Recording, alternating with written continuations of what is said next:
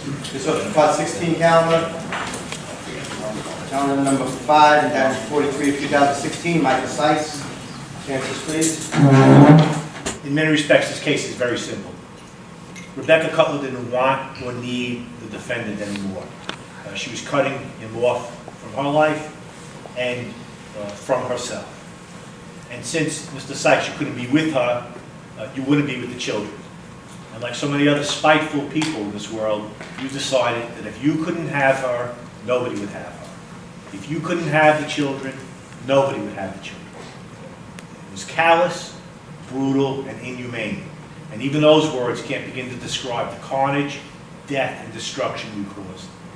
And based on the evidence of the 2 trials I presided over, there's no doubt that you caused all the death and carnage in this case. While the case is largely circumstantial, it is clear to me that this was premeditated. You said in your video statement that she didn't want you anymore. She didn't need you anymore. She didn't want you around the children. She was back with her old boyfriend, and you confirmed that by going through her phone. You confronted her. You took her phone so that she couldn't contact her old boyfriend. You told people she was cheating on you. And after spending the night at your friend's apartment, you took a knife when you left that morning. The knife used to kill Rebecca and the children. You waited outside a room that you weren't allowed to enter until there was no one around and the children and Rebecca went into the room. Then, by your own admission and your testimony in the first trial, you stabbed a defenseless and immobile woman to death. You stabbed her over 70 times. And then, as the jury found, you killed Ziana Cutler and your own child, Malia, and then tried to kill Miracle. Anyone with an ounce of compassion would have stopped after the first stab wound. Anyone with any human decency would have stopped after the first victim. But no, you kept on. Anyone with any type of compassion would have stopped after the first child was stabbed once. But you didn't. You continued. You stabbed each and every child numerous times. You left the hotel room as fast as you could. You took the murder weapon with you and tried to dispose of it. The videotape shows you walking as fast as you can to get away before you hailed the bus. You called your mother, and while on the bus, you realized that there was incriminating evidence, the blood on your jacket.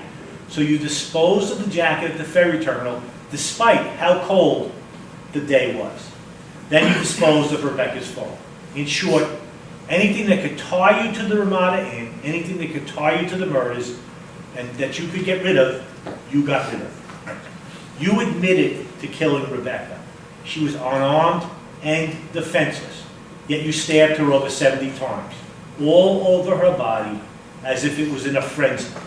And the wounds suffered by these poor, innocent children, in this case, are consistent with those inflicted on Rebecca in nature, number, and fury. Your daughter was alive in that room when the room was opened and the massacre was revealed. Your daughter lay in that room for an hour, alive, but with her life slowly fading away. Heroic men and women tried in vain to save her. They were hoping against hope for a miracle. They are rattled to this day about what they saw and how their valiant efforts were in vain. Their pain was etched on their faces and in their tears as they testified. You have never shown an ounce of regret.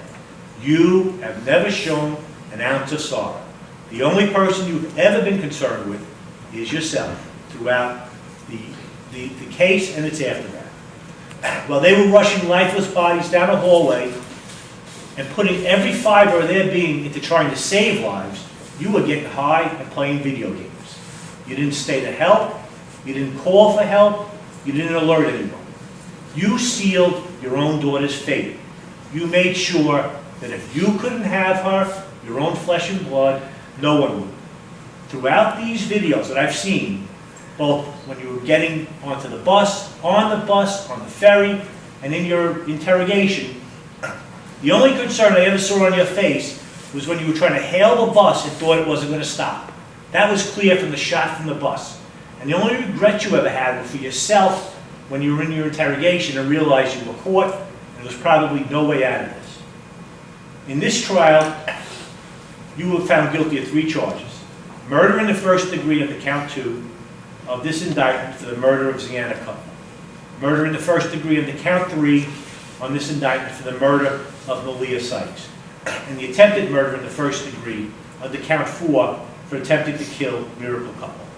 In many cases, as Mr. Gallucci points out, justice should be tempered with mercy.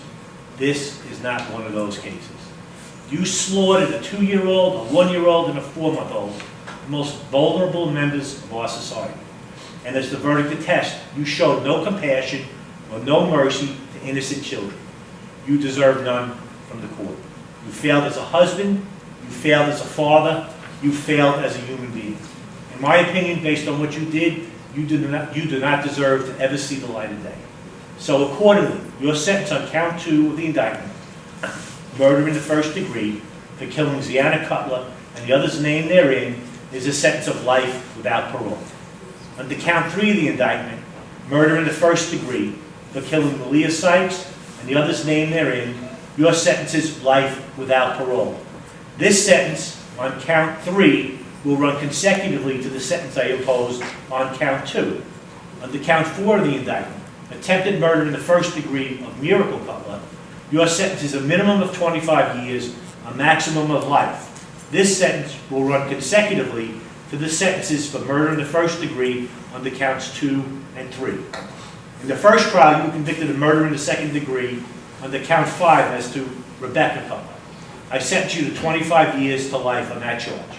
I now order that the sentences I am imposing today on counts 2, 3, and 4 run consecutively to the sentence of 25 to life already imposed under count 5 for the murder of Rebecca Cutler. You were also convicted of grand larceny in the 4th degree, a lesser included of robbery in the 3rd degree in the first trial. I sentenced you to 1 1/3 to 4 years of state prison consecutive to count 5 on that charge. I order that sentence and these sentences I impose today also run consecutively to the sentence I imposed on the count 10.